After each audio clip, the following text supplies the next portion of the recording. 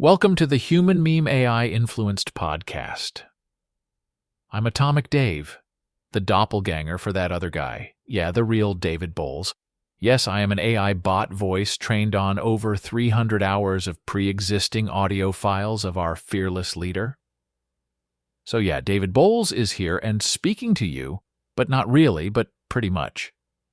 Today, with a little help from our AI research friends, we'll discuss the fascinating history of George Armstrong Custer, known as Audie, as well as the son of the morning star. Yes, George Armstrong Custer was known as the son of the morning star for a few reasons. The nickname was given to him by the Lakota and Cheyenne tribes. In their culture, the morning star symbolized a fearless warrior, which they viewed Custer as being in battle. Custer was seen as radiant, glowing, and luminous like the morning star. His long blonde hair added to this imagery. He had a habit of attacking at dawn when the morning star was still visible. His surprise attacks at daybreak reinforced the moniker. The name also referenced a contradiction. The morning star appears bright right before it sinks below the horizon. So it symbolized Custer's initial military success and fame that was followed by his ultimate defeat and death at the Battle of Little Bighorn.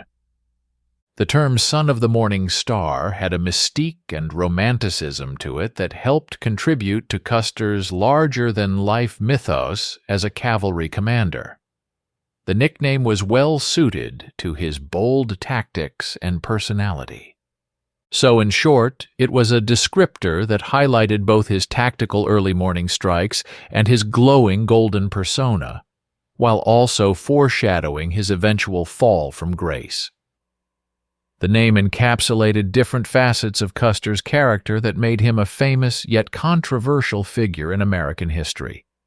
George Armstrong Custer had an unconventional upbringing and education that prepared him for his military career. He was born in 1839 in New Rumley, Ohio. His father was a blacksmith who died when Custer was young, forcing him to take on odd jobs to support his family. This gave him an independent, working-class spirit from a young age. In 1856, Custer enrolled at West Point Military Academy. He was near the bottom of his class, known as a prankster and troublemaker. However, his superintendent saw potential in him as a fearless cavalry leader.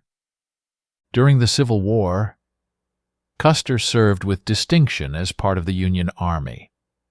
Though he had no formal military education, he rapidly rose to the rank of brigadier general and brigade commander in his mid-20s. Audie, as he was known, led daring cavalry charges and mastered the tactic of surprise dawn attacks on Confederate encampments.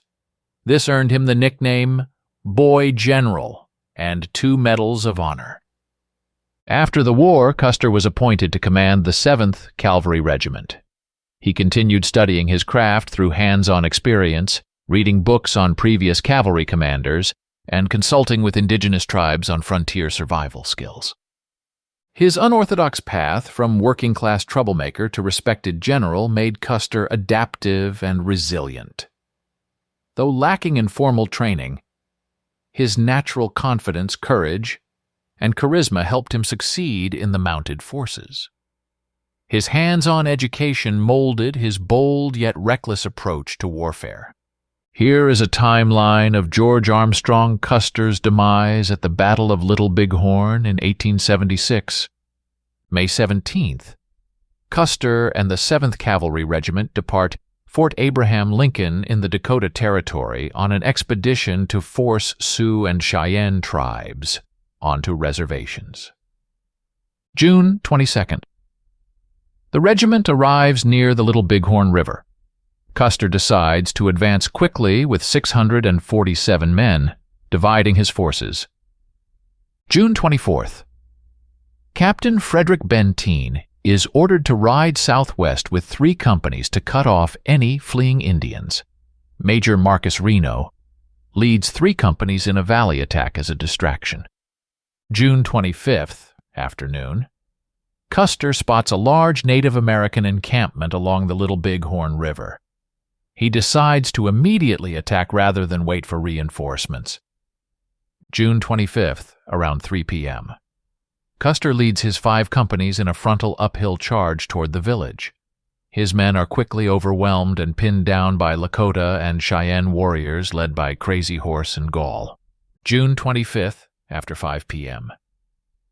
After heavy fighting and casualties, Custer's battalion is forced to retreat to a ridge and make a defensive stand.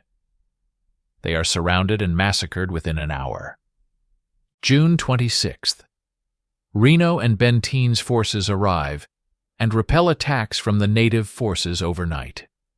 On the morning of June 26th, they discover Custer's annihilated forces on the ridge, confirming his death. June 27th.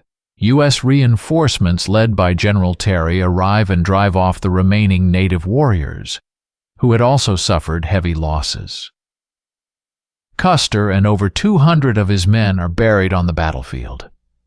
This decisive Native American victory resulted in the annihilation of Custer's battalion in less than 2 hours and was an overwhelming defeat for the U.S. forces. Custer's demise in battle cemented his legacy as a bold but reckless military commander. Custer's devastating defeat at the Battle of Little Bighorn had several important influences on future American military strategy. It led to greater caution and reluctance to directly engage strong Native American forces without sufficient manpower or intelligence. Quick strikes became less favored. Better military intelligence became a priority after this failure to anticipate the size of the native encampment. Scouting, surveillance, and analysis were improved. Communication and coordination between columns and units were identified as weak points. This led to operational changes so units could better support each other. The U.S. Army adopted the use of rapid-firing rifles and Gatling guns by cavalry forces. Custer's men were outgunned with single-shot carbines. The value of entrenchment was made clear after Custer ignored advice to dig in. Trench warfare training and techniques were implemented. Native American fighting tactics like ambush, flanking, and using the element of surprise were studied and incorporated into U.S. strategy. Logistics like ensuring ammunition resupply were streamlined so units didn't run out in long engagements.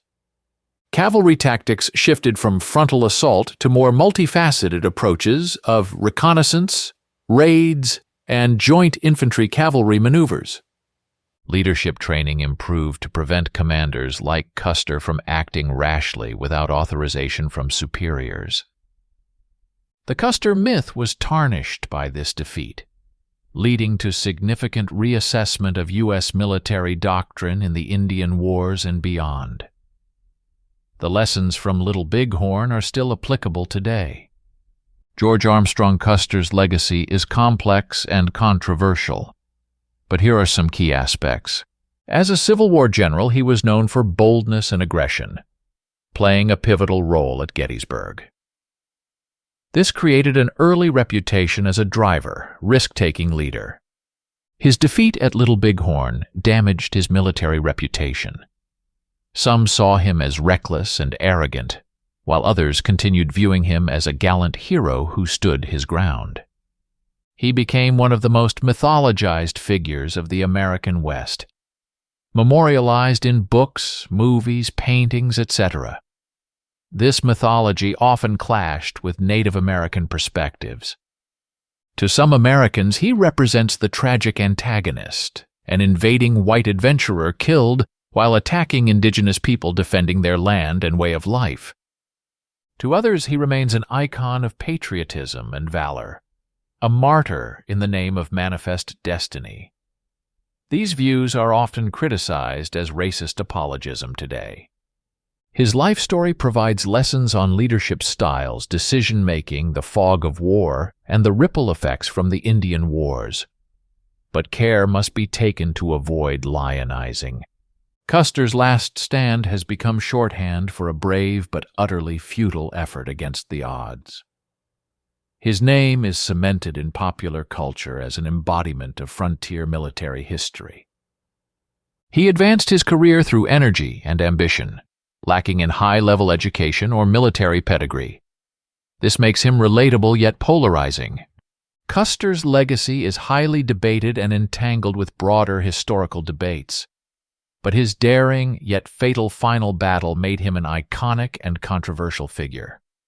His life was a warning we must abide, and in some ways admire, even in the darkness of the history he left behind. Okay then, there you go.